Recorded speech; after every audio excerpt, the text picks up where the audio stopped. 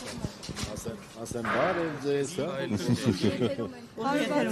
Արդեն հետևողներ կզրուցենք Տեր Սարգիս քահանա Սարգսյանի հետ, օրհնեցեք Տեր հայր, Աստված օրհնի ժողովուրդը։ եւ Տեր հայր, այսօր մտահոգություններ կան եւ եկեղեցու շուրջ սեղ փողողակի հետ կապված եւ հենց վեհափառ հայրապետի շուրջ սեղ փողողակի, դուք ինչպես եք պատկերացնում հանգուցալուծումը որպես եկեղեցու քարերից մեկը, եկեղեցու պահապաններից մեկը։ Շատ հետաքրքիր է կարծում, եկեղեցու պահապան, շատ բարձր է ասված։ Մենք զինվոր ենք։ Ճիշտ է, ծառայության մեջ, որպես սպասավոր աստիճանակարգության մեջ զինվորություն, հա, բայց ժողովրդի հետ ունեցած մեր հարաբերությունների մեջ արդեն մենք որպես սպա ենք հանդես գալիս եւ նաեւ պարտավորություն ունենք այդ ժողովրդին ճիշտ ուղու բերել,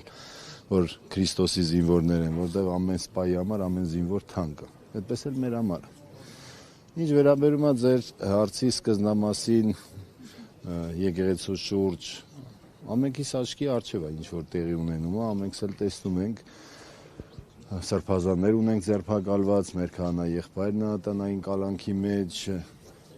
տեղեկատվություն, անդադսուտ, սուտ տեղեկատվություն, անհանգստացնող է բնականաբար, բայց մենք թե որպես Քրիստոսի զինվոր, թե որպես այս եկեղեցու սպասավոր եւ արդեն սպայի, այսպես ասած, կոչումով զինվոր, մենք պատրաստ ենք ամեն տեսակ փորձությունների դիմակայելու, դիմագրավելու հոգևոր պատերազմով, աղոթքով, միաբանությամբ, սիրով, էսա որ պիտի աղթի։ Սարգիս, դուք քանի որ Հովանավանքի հետ կապված այդ ամեն ինչում ներկա եք եւ այն ժամանակ բավական շատ քննարկվեց ձեր նշանակման հետ կապված։ Հիմա ընդհանուր առմամբ այդ եկեղեցու Հովանավանքում ինչ է, ինչպես է տեղ ունենում կատարածքները, դուք ինչ տեղեկություններ ունեք։ Ես մեկ ամիսա չեմ գնում այնտեղ, քանի որ ինչպես գիտեք եկեղեցին հայտարարություն տարածեց մայրաթոռը, որ եկեղեցին պիտի նորից սրբագործվի, այսինքն այնտեղ իմ կամ որևէ այլ օծյալ հոգևորականի ծես կատարելը այլևս իմաստ չունի, այսինքն ոչ թե իմաստ չունի այն առումով, որ այդ սրբավայրը չգիտեմ ինչ։ Այդ սրբավայրը մեր սրբավայրն է, բոլորի սրբավայրն է, բայց կգա ժամանակը, երբ որ այն մարդը, ով որ եկեղեցու կողմից կարգալույծ է հռչակվել, օրենքով սահմանված կարգով կլքի այդ տարածքը, որտեղ գտնվելու իրավունք չունի, եկեղեցին կմաքրվի, կսրբագործվի։ Հա, ինքը, հա, ինքն այնտեղ։ Եկեղեցին, քանի որ կարողացավ եւ կողպեքը փոխել։ Դե կողպեքի փոխելը այտենց էական ինչ-որ մի բան չի, եկեղեցին առավոտը բացվում է, երեկոյան փակվում է, խնդիրը կողպեքի փոխել կամ որևէ մի բան չի, խնդիրն այն է, որ եկեղեցին մայրաթոռը բոլոր իրավական փաստաթղթերով ներկայացրեց, խնդիր դրվեց իր դուրս գալու, իրենք մերժեցին, ունենալով աջակցություն,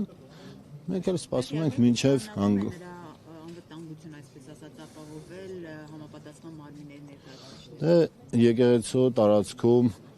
մշտական ոստիկաններ դեռ շարունակում են լինել, հսկողություն կա, գյուղի մեջ են, եկեղեցու կողքն են, թե իր անձնական ինչպես է ապահովում, չգիտեմ ես մանրամասներ։ Այս ճնշումները, որ իրականացվում են, նաև կալանավորումներ, Աշակ Սրբազանը եւս կալանավորվեց 2 ամսով, սա ազդեցություն ունենում է հոգևորականների վրա, վտանգ տեսնում եք այս առումով, որ այս ճնշումները այնուամենայնիվ վտանգը իրանք հայտարարում են ինչ են ուզում, որի իրավունքը չունեն իրանք անելու, ես ինչպես նշեցի, մենք